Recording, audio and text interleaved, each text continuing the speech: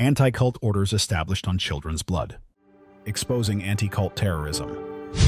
Sometimes one event becomes the beginning of a chain of tragedies that bring suffering to a huge number of people and shedding of innocent children's blood. While scattered attempts are being made in the public field to find perpetrators and causes of every specific tragedy, the true culprits remain in the shadows, reveling in their power over the minds and actions of masses of people. 1993. Revival of anti-cult Nazism. Trigger event. The Waco tragedy.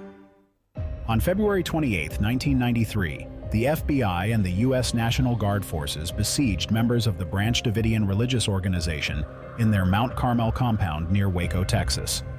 86 people died during the siege, including 25 children, among whom were infants and kids under 3 years old, as well as women and elderly people. The siege ended on April 19, 1993. The Mount Carmel compound burned to the ground.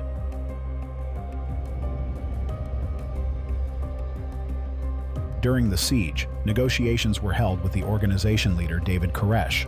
Apart from FBI officers, the negotiations were also conducted by the lawyers of some of the Branch Davidians, Jack Zimmerman and Dick DeGuerin. Communicating with the besieged, the lawyers reached an agreement thanks to which the Branch Davidians were going to leave their place of residence. That is, the siege goal of saving the alleged hostages would have been achieved. It seemed that the tense situation was nearing its resolution. Mr. Zimmerman and Mr. DeGuerin sincerely sought to help the children who lived in Mount Carmel, so it came as a great shock to them when the FBI launched its unexpected deadly attack with hazardous gas. "We had a deal. We were going to do it," said Jack Zimmerman, a Houston lawyer who represented Koresh's assistant, and was permitted to enter the compound during the 51-day period when Koresh was negotiating with the FBI. DeGuerin called the episode the biggest failure of his life. When he learned the siege ended in an inferno, he said, "I was shocked. I thought we had some time. Mr. Zimmerman and I met most of the people in there. I met the children. I wanted to save their lives. I feel that I failed." Excerpt from the Impact documentary. On the day of the assault on Mount Carmel, the FBI used the combat chemical agent CS against civilians, including innocent children and infants. Those who gave and executed the orders knew the Davidians had gas masks. But they also knew that the only ones unprotected from this gas would be the children, as their faces were too small for wearing the masks. To this day, the Waco tragedy is an unhealed wound for American citizens. While for its true perpetrators, it's a benchmark, and one of the most successful operations carried out by representatives of anti-cult organizations who stand behind FBI and ATF, control mass media, and influence authorities' decisions and public opinion. Anti-cult agents, including Rick Allen Ross and Stephen Hassan, headed the campaign on demonizing the Davidians and their leader, David Koresh. While Stephen Hassan made public appearances on TV channels, shaping society's opinion and actively dehumanizing the Davidians, Rick Allen Ross worked directly with the FBI and ATF, giving them advice and influencing the law enforcement operation itself. Ross's people had been preparing law enforcement and intelligence agencies long before the tragedy, supplying their officers with slanderous and distorted information about the Davidians. Starting from 1990, they intensified discrediting and demonization of this religious group, year by year, until the tension they created resulted in the armed suppression and liquidation of the group, artificially demonized in the FBI's eyes. Meanwhile, the final role in the torture and murder of Branch Davidians was played by another anti-cultist, who was also consulted by the FBI, the Russian scientist Igor Smirnov, the inventor of psychotronic and mind control weapons. The mother of Pablo Cohen, an Israeli Jew, talking to an American Jewish lawyer, watching that gas be inserted into that building, watching an American tank knock down an American house and then it burst into flames. And you imagine the images in an Israeli's mind with the Holocaust survivors in Israel? I couldn't answer. I think you can tell from today, it's not often that I'm without words. Gentlemen, I could not explain to her how that happened, and her answer, her question was, I thought he would be safe in America. Jack Zimmerman, lawyer for some of the Branch Davidians. Excerpt from the documentary Waco, The Rules of Engagement. Today, this tragedy serves as a stark reminder to the entire world of what can happen when law enforcement, public authorities, and the media become tools in the hands of anti-cult Nazis. However, this Holocaust against a religious group of people didn't end with their deaths, but flared up into a destructive fire of an anti-cult hell that has engulfed all of society over decades. Many American citizens blamed not the anti-cultists who were the true perpetrators of torture and murder of innocent Mount Carmel residents, but the public executors of this act of genocide. The tragic death of members of the stigmatized religious organization in Waco on April 19, 1993, became a triggering event for the subsequent terrorist attack in Oklahoma City on April 19, 1995. And a few years later, both of these events became a precedent for the Columbine school shooting on April 20, 1999. The terrorist attack in Oklahoma City, where the FBI and ATF headquarters were located, claimed the lives of 168 people, including 19 children under the age of 6, and injured more than 680 people. As a result of the armed attack at Columbine High School, 12 children and 1 teacher were killed and 24 wounded. Later on, Columbine served as a powerful informational terror attack and led to a huge number of new cases of school shootings and child deaths, first in the USA and then in other countries. Each of the school shooting cases contributed to increased influence of anti-cultism in a corresponding region. For more information about the true culprits of the Waco tragedy, the Oklahoma City bombing, and the Columbine High School massacre, watch the Impact documentary. Columbine in other countries. Armed attacks in educational institutions. Anti-cult influence on school shootings. Example of the Czech Republic. One of the recent high-profile school shooting cases occurred at the end of last year on December 21, 2023 in Prague, the capital city of the Czech Republic, at the main Faculty of Arts building of Charles University. The attacker was 24-year-old David Kozak, a student at the Faculty of Arts. As a result of the shooting, 14 people were killed and 25 wounded. The 15th victim was the attacker himself. According to various sources, there are a few versions of the cause of his death. He either committed suicide or was shot by the police when they tried to detain him. This case is notable for several factors at once. For the Czech Republic, it is the largest mass murder involving firearms since the formation of the country. This tragedy has had an extremely negative mental impact on the country's population. After the incident, many citizens began to seek psychological help, showing symptoms of post-traumatic stress disorder. Another key aspect of this tragedy is that it's a classic example of a full-scale informational coding of a future shooter. The first stage is the murder of random passers-by. In this case, 6 days before the mass shooting at the university, David Kozak killed a 33-year-old man and his 2-month-old daughter in the Klanovitz forest. As a rule, an implanted program for a single murder provokes in a person an obsessive desire to prove to himself that he can kill a human, which reinforces the program of subsequent mass murder. The second stage is a murder of someone close to a shooter. In this case, David Kozak killed his father. In such cases, prior to a mass attack, shooters first kill a person who plays the role of authority and is sort of an indicator of conscience and morality for them. When informational coding is carried out, this can cause inner conflict in a shooter and additionally evoke hatred or irritation towards these close people. A programmed shooter regards the murder of his loved one as a noble cause to help, to liberate them from an opportunity of witnessing the subsequent murder of other children by the shooter, and at the same time to free himself from probable remorse before that person. The third stage, mass murder, is the main goal and the pinnacle of the encoded godlike status of the shooter, which supposedly guarantees him quick fame and popularity, but is in fact a final slide into slavery to those who skillfully manipulated him.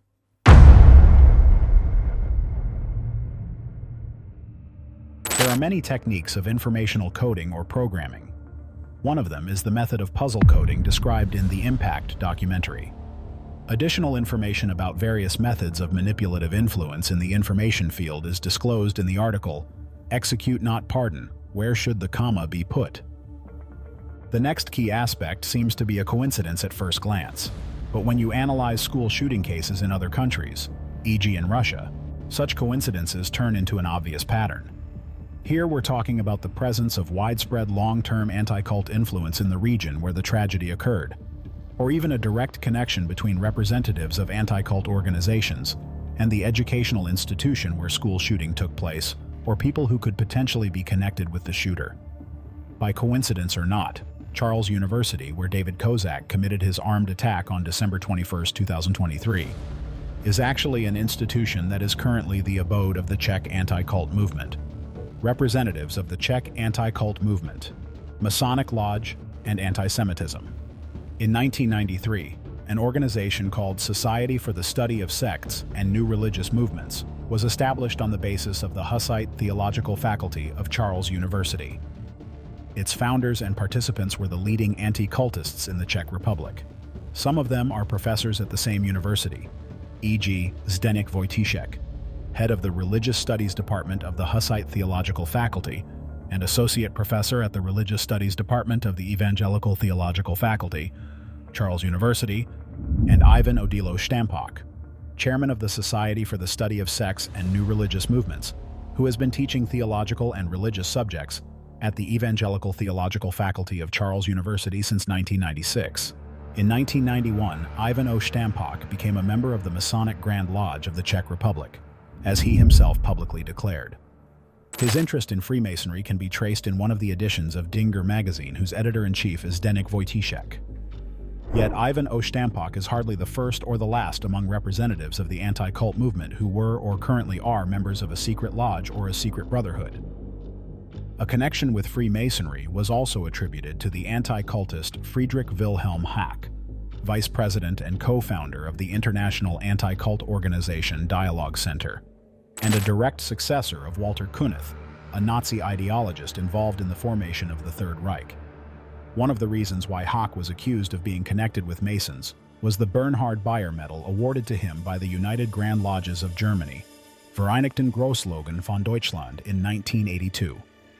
Wilhelm Hack himself played a crucial role in continuing the activities of Walter Knuth, an anti-Semite who collaborated with Adolf Hitler and Joseph Goebbels and headed the Apologetic Center in the times of the Third Reich, which became a prototype of modern anti-cult organizations.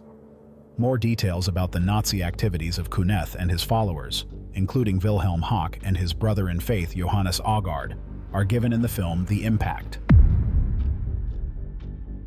Now let's go back to the Czech anti-cult movement. The prominent anti-cultist Ivan O. Štampak is also known for helping and communicating with the younger generation of Czech anti-cultists, Jakub Jal being among them. In addition to his anti-cult activities, this anti-cultist was the founder of the Society of Satan. He claimed that the Czech religious figure Ivan Štampak expertly assisted him in registering this satanic organization as a church. Another thing is also worth mentioning. When we studied Jakub Jal's interests and values, we noticed another trait which is more characteristic of anti-cult Nazis: anti-Semitism. Is the anti-cultist Jakub Jal an anti-Semite, a Satanist, or a Nazi? In the past, Jakub Jal was known as an ardent anti-Semite. Back in 2011, standing in front of a synagogue in Pilsen, he burned an image of the Israeli flag. In 2017, commenting on this act, Jakub Jal called Israel a racist state and said he did not regret his deed. That's a common practice for anti-cultists to accuse others of what they themselves are guilty of.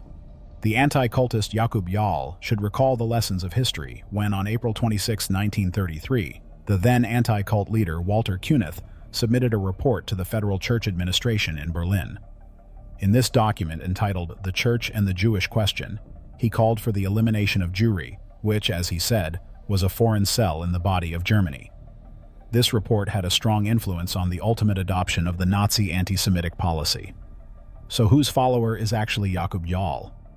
According to the Refex News Center, Jakub Jal also desecrated a monument to the American army that liberated Pilsen from German Nazism. Moreover, he did it quite brutally, mocking the victims of the 9/11 terrorist attacks, one of the biggest tragedies in the U.S.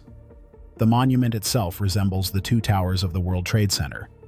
Jakub Jal and his friend hung model airplanes on the two towers, caricaturing the terrorist attack in New York where 3,000 innocent people died.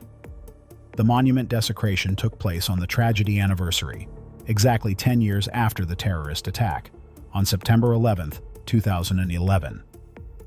In addition, those anti-Semites and Nazis handed out leaflets with the following text: "Who is the real terrorist? It wasn't until 9/11 that America reaped its storm." Who are the people who insult the memory of the fight against Nazism? Who are the people who laugh at the victims of terrorism? Who are those people who hate America as the country that brings democracy and defends human rights? If a person is able to burn the flag of the nation that severely suffered from the Holocaust arranged by the Nazis, isn't he ready to repeat a Holocaust again? If not of the whole nation, then at least of some group of people. Moreover, Jakub Jall's rhetoric is often similar to that of the FBI after the Waco tragedy. When the siege ended with the deaths of innocent people, the FBI, being incited by anti-cultists, declared that the fault lay solely with the Branch Davidians. Meanwhile, FBI and ATF agents themselves, guided by anti-cultists, actually carried out a Holocaust by injecting deadly gas into the building where there were little children. As for those who survived the gas attack, instead of saving them, law enforcement burned them alive, not allowing fire trucks to approach the burning compound. As a matter of fact, FBI treated the Davidians the same way as the Nazis treated Jews during the last stage of genocide. Over the period of his anti-cult activities, by using Nazi methods of dehumanization and spreading slander, Jakub Jall has already ruined lives and destinies of a great many people. In this case, even though Jakub Jall was not an explicit anti-cult activist at the time of his public anti-Semitism, still, one can't help but pass a moral judgment on a man who allowed himself to be swayed by Nazi ideology. What will his activities be in other spheres of life in relation to other people? The question remains open, as there has been no sincere remorse or apology from his side for such actions.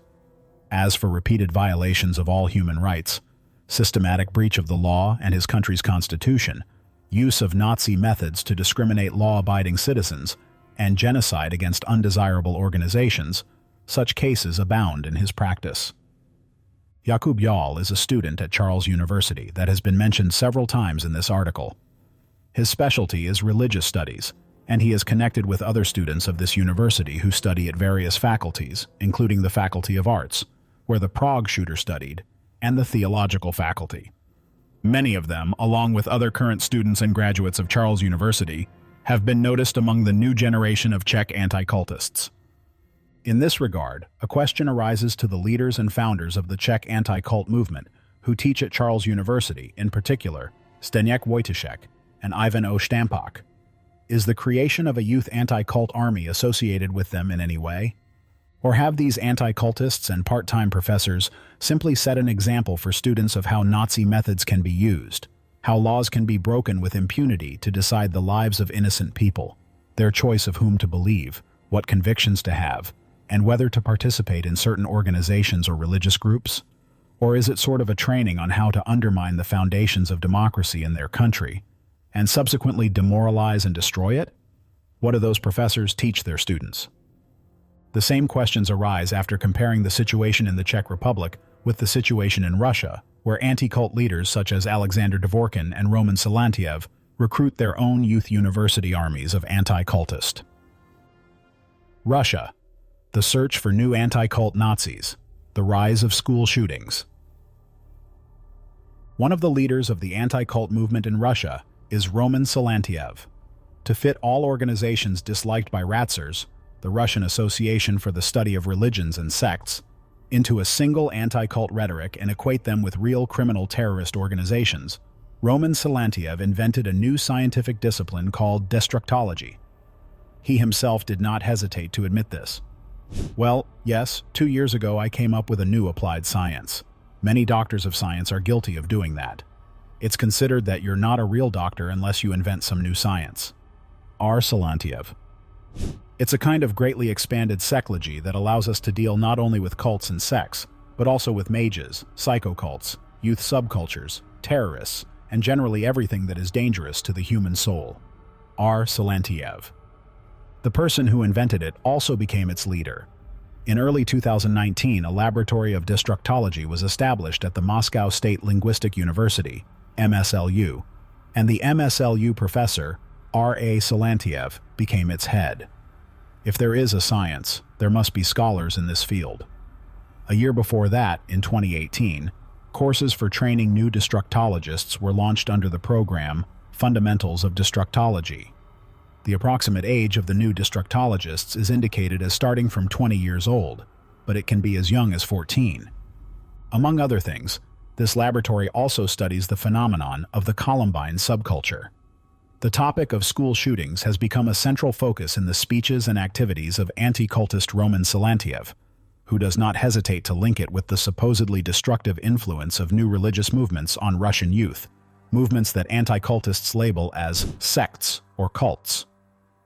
This rhetoric systematically relies on anti-American narratives, promoting the idea that the West, and particularly America, is using these so-called sects to destroy Russia from within.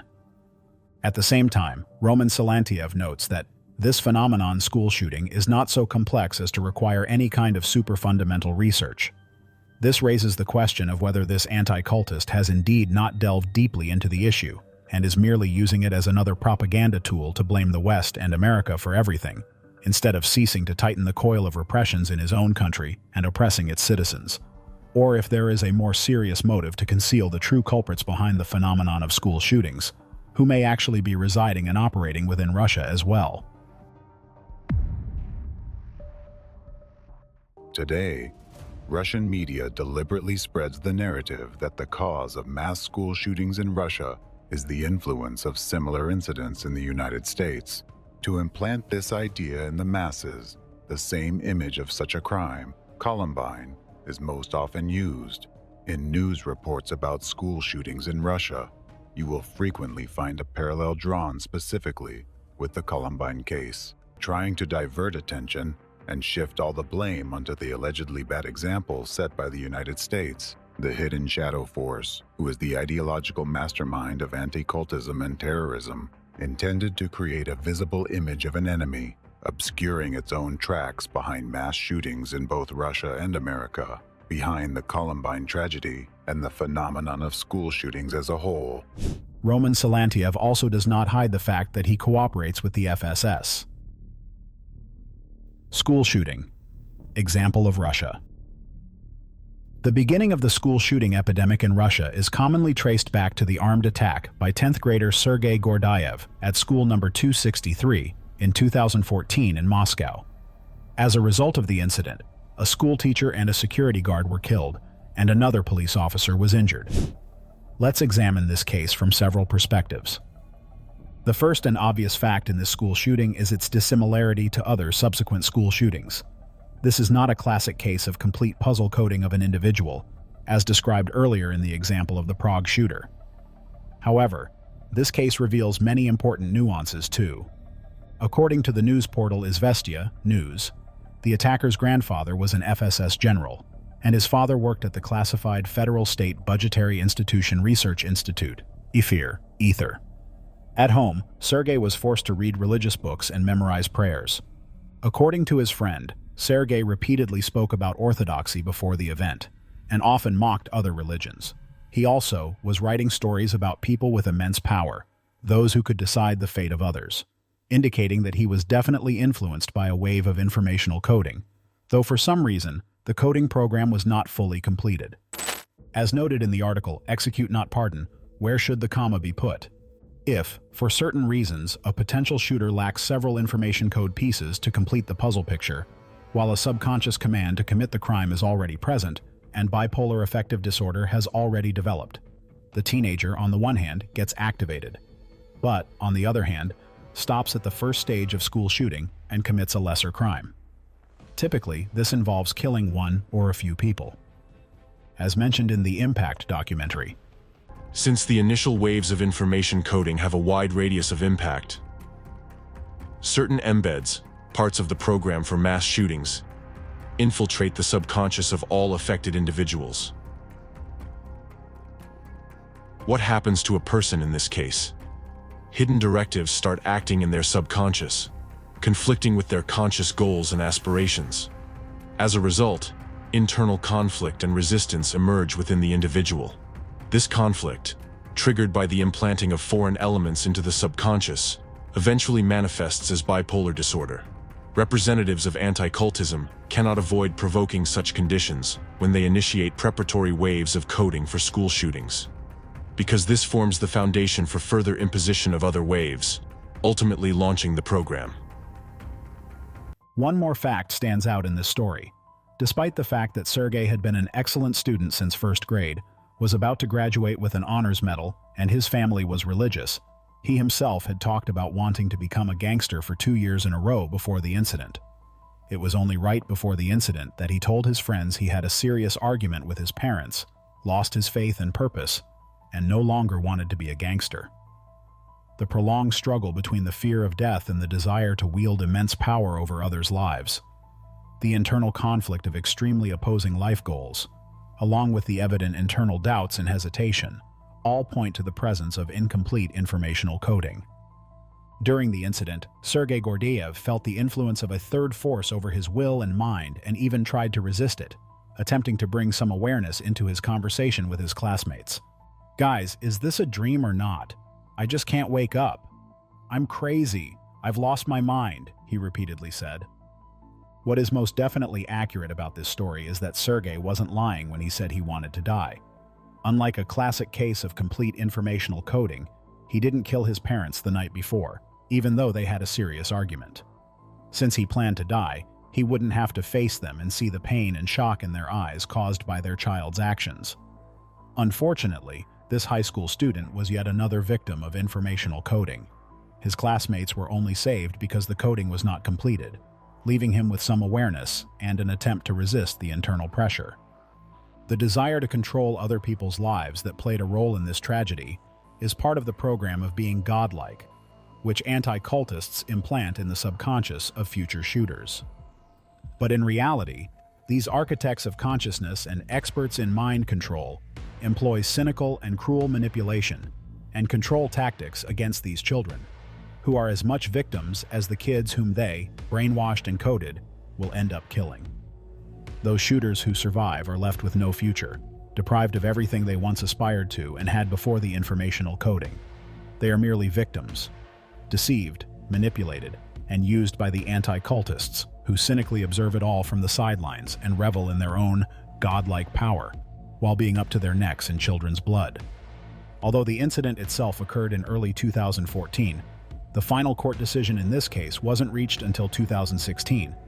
By coincidence or not, but it was in 2016, under the leadership of Irina Yarovaya, that the so-called Yarovaya Anti-Terrorism Legislative Package was introduced. This package was formalized as Federal Law No. 374 FZ, dated July 6, 2016, titled On Amendments to the Federal Law on Countering Terrorism and Certain Legislative Acts of the Russian Federation regarding the establishment of additional measures to counter terrorism and ensure public security. This law had a wide-reaching impact and brought significant negative consequences, affecting various sectors such as business, technology, and information, while also imposing substantial restrictions on civil rights.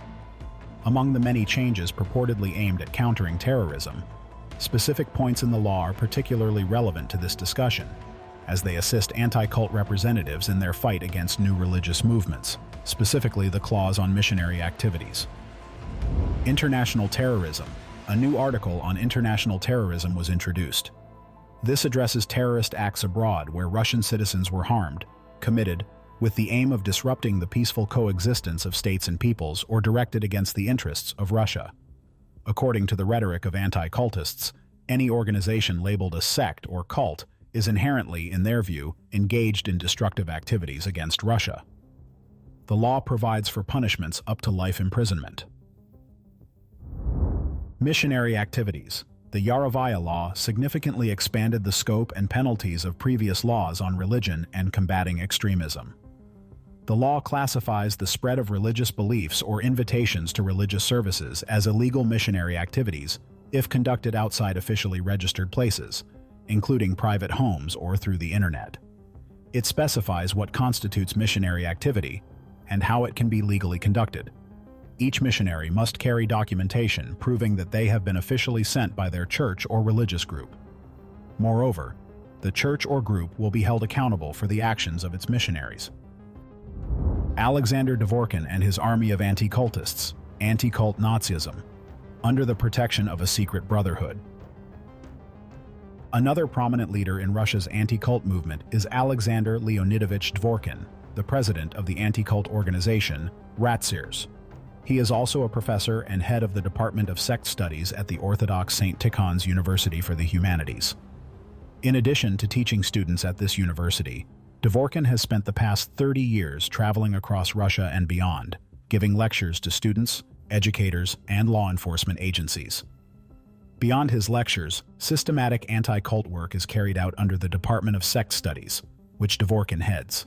In the past, he has also lectured at the University of Joensuu in Finland, as well as at various universities in Germany, Slovakia, Bratislava University, and Denmark, Aarhus University.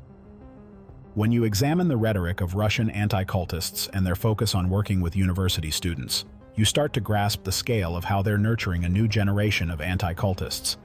These new anti-cult agents serve as spies within various undesirable organizations, acting as saboteurs and informants. One can only guess what else the mind control specialists teach in Russian anti-cult centers, because even excerpts from the speeches of some anti-cult representatives already speak volumes. The example above quotes Yevgeny Volkov, a Russian anti-cult activist, scientist, psychologist, and sociologist. Volkov was a longtime member of the European Federation of Centers of Research and Information on Cults and Sects, FECRIS, and the International Cultic Studies Association, ICSA. In 1990, he defended his dissertation in social philosophy on the topic of historical typology of collectives and corporations. His academic advisor was Vladilen Izraitel, the father of Sergei Kiriyenko. It's worth taking a closer look at Sergei Kiriyenko. Sergei Kiriyenko has served as the first Deputy Chief of Staff of the Presidential Executive Office of Russia since October 5, 2016. He is also the Executive Director of the Coordinating Committee for the Promotion of Social, Educational, Informational, Cultural, and Other Initiatives under the Russian Orthodox Church, ROC. Kiriyenko has been awarded numerous high church honors including the Order of Holy Prince Daniel of Moscow, 2014, the Order of Saint Seraphim of Sarov, 1st and 2nd classes, 2013, the Order of Saint Sergius of Radonej, 1st class, the Order of Saint Alexander Nevsky, 2nd class. Kiriyenko is known for his special favor toward the ROC. It's important to note that many hierarchs of the ROC are either members or heads of regional anti-cult centers that are part of the Unified Anti-Cult Association Ratzirs. For many years, Russia's anti-cult policy has been driven by the leadership of the ROC and is deeply intertwined with government officials. The reach of their network has grown so extensively that it not only permeates the entire Russian society, dominates religious and political power, and embeds the Nazi ideology, but it also extends its tentacles far beyond Russia, influencing Europe and even America. However, neither the ROC nor Ratzirs are the primary architects of anti-cult Nazism in Russia. They are merely the mouthpieces and public executors. The real power lies with those who stand behind and protect them. One such group is the secret Devo Brotherhood, which includes Sergei Kiriyenko, the new Russian Minister of Defense Andrei Belousov, and many other Russian politicians, officials, and oligarchs. While their public visit was to the Seraphim Devo Monastery, many have pointed to the existence of secret Devo Brotherhood mysteries that are known only to a select few. It's also worth mentioning the eschatological prophecies of Seraphim of Sarov, one of Russia's most revered saints, who lived as a monk in this Devo monastery. When the Antichrist comes, he will pass through everywhere, but he won't be able to cross this trench. This refers to a trench that is 707 meters long, 2 meters wide, and 2 meters deep, located within the Devo monastery grounds.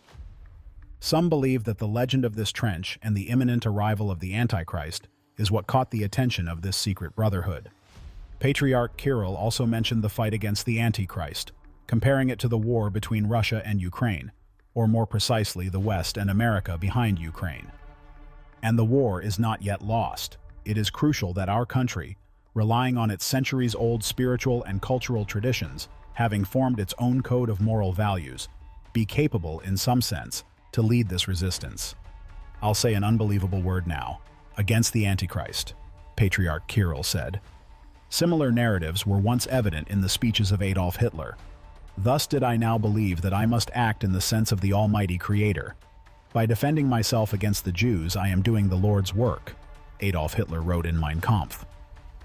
Notably, the fight against the Antichrist and evil is not exclusive to the Russian Orthodox Church and Patriarch Kirill. Similar rhetoric was observed in the works of Walter Kunneth, a Nazi ideologist and anti-Semite who was the head to an apologetic center dedicated to combating sects, cults, and closely collaborated with Adolf Hitler and Joseph Goebbels.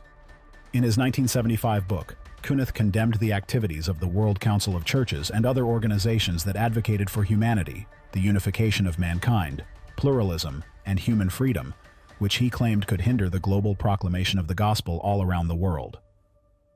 In 1975, there appeared in Germany a book entitled The Berlin Ecumenical Manifesto on the Utopian Vision of the World Council of Churches, edited by Walter Kunneth and Peter Beyerhaus.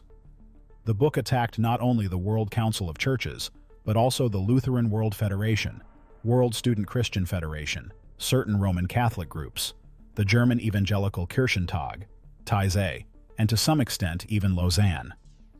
According to H. Burkhoff, the common thread through all the articles in the book was the desire to demonstrate that the World Council of Churches no longer sought to proclaim the gospel throughout the world, but strove rather for a purely horizontal, social, and political humanization and unification of mankind by means of religious pluralism and syncretism.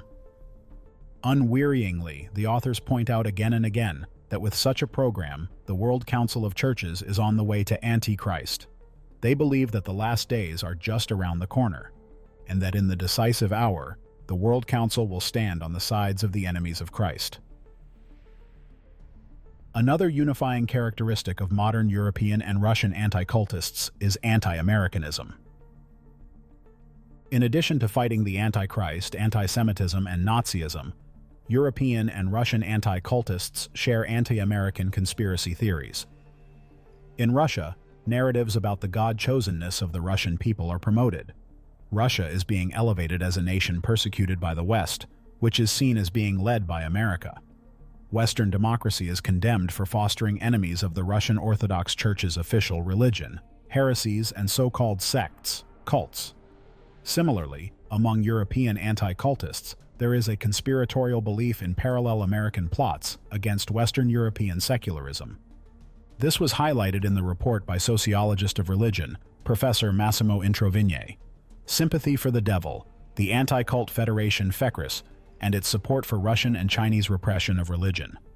We find it surprising that after more than 20 years, Anti-Cult and FECRIS publications continue to quote a book written in 1996 and an article published in 2001 by French anti-cult journalist Bruno Fouchereau, whose title says it all: The Cults, Trojan Horses of the United States and Europe. The article was published in Le Monde Diplomatique. To date, there is more than enough evidence gathered to prosecute 21st century Nazis in a manner similar to the Nazis of Hitler's Germany on the bench, with no statute of limitations on the crimes they committed. Yet, there are still those who doubt the facts presented about illegal anti-cult activities and who defend the anti-cultists. This happens either because they are unwilling to investigate and have been subconsciously influenced by years of informational coding by the anti-cultists, or because they themselves are racists, Nazis, and maniacs who take pleasure in the suffering of others and the destruction of their lives. Beyond these factors, there is another phenomenon that explains why such inhumane activities by anti-cult organizations sometimes go unnoticed or are justified by society until they reach a critical point, costing millions, if not billions, of human lives. Sliding scale of genocide, cold genocide. Recall how the educated and intelligent citizens of Germany could not fully believe that Nazism, along with its accompanying acts of genocide, was thriving in their country. They were not deceiving themselves. Rather, genocide can take on different forms, which directly affect public perception. Some researchers distinguish between hot genocide and cold genocide based on the methods used to carry out these acts. In both cases, all stages of genocide are present, from dehumanization in the media to the physical extermination of a group of people. However, the difference lies in the duration. Hot genocide occurs rapidly. This method is less favorable to anti-cult criminals because it is more visible and provokes public outrage and the attention of human rights defenders. Cold genocide, on the other hand, is more subtle and prolonged, allowing more time for society to adapt. Often, amidst other issues in society, such as school shootings or wars, the genocide of a particular group becomes less noticeable and goes unpunished. Cold genocide, in essence, is a reflection of the activities of modern anti-cult organizations, which create unbearable living conditions for unwanted organizations and individuals. In recent scholarship, Shel Anderson and Sherry Rosenberg advance a concept of cold genocide. They describe cold genocide as slow-motion genocide or genocide by attrition. Rosenberg explains such genocides as a slow process of annihilation that reflects the unfolding phenomenon of the mass killing of a protected group, rather than the immediate unleashing of violent death. Cold genocides can take place through subtle forms of structural violence that destroy the group through gradual measures. Examples are undermining access to the necessities of daily life such as work, housing, schooling, food, and health services, or gradual disappearances. Cold genocides stand in contrast to hot genocides, destructive acts of high intensity which annihilate the victim group in a short time span. There is a sliding scale of genocides, which vary with the perpetrator's perceptions of the victim groups, the intentions of the perpetrators, the speed with which the genocides occur, the tools being utilized, and the intensity of genocidal motivations, writes human rights activist Maria Chung, co-authored with Torsten Trey, David Mattis, and Richard An, in the article Cold Genocide, Falun Gong in China. Where will they run this time? From Waco to Columbine, and from Columbine to the latest cases of children attacking other children, anti-cultists, the true culprits behind the deaths of children over the past 30 years, are drenched in the blood of the innocent. But the truth has been exposed. No one will escape accountability. For every stage of genocide, every release of poisonous gas, and even for closing the door to the gas chamber, that is, for any complicity in anti-cult activities, everyone will be held accountable in court, with no statute of limitations for their crimes. As we know, the investigation into anti-cult organizations has been ongoing for 30 years, during which time the crimes of every individual who violated human rights, broke the law, and aided the resurgence of Nazism have been documented. The only question that remains is, where will today's European Nazis flee? Will they follow in the footsteps of their predecessors, some running to Australia, others to Argentina, Brazil, Chile, or Paraguay? Or will they seek refuge in Russia with Ratzers? In that case, they face a problem. Having played a double game all this time, they publicly pretended to oppose Ratzers, despite secretly following its instructions and listening to its handlers. What rat lines will they use this time? Whatever path they choose, they should remember. The lists of those who fled along these rat lines are safely kept to this day. If they aren't looking to make their names infamous in history, they might be better off choosing Ratzers right away. It's much easier to get lost among their own kind there. Conclusion. No matter what form Nazism may take in the world or how it adapts to different eras, its core remains the same: a relentless fight against true freedom, pluralism, democracy, and human rights. This is exactly what we are witnessing today.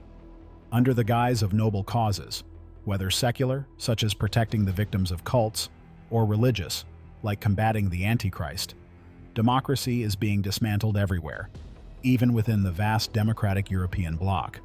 The Fourth Reich has already made significant inroads into many territories, and it seemed that this time, Nazism might prevail. However, thanks to the documentary film The Impact, we are witnessing new rays of truth emerge, gradually dispelling the darkness of Nazism, freeing people's minds, and saving our children. The situation is changing, but the final healing of our society depends on each and every one of us.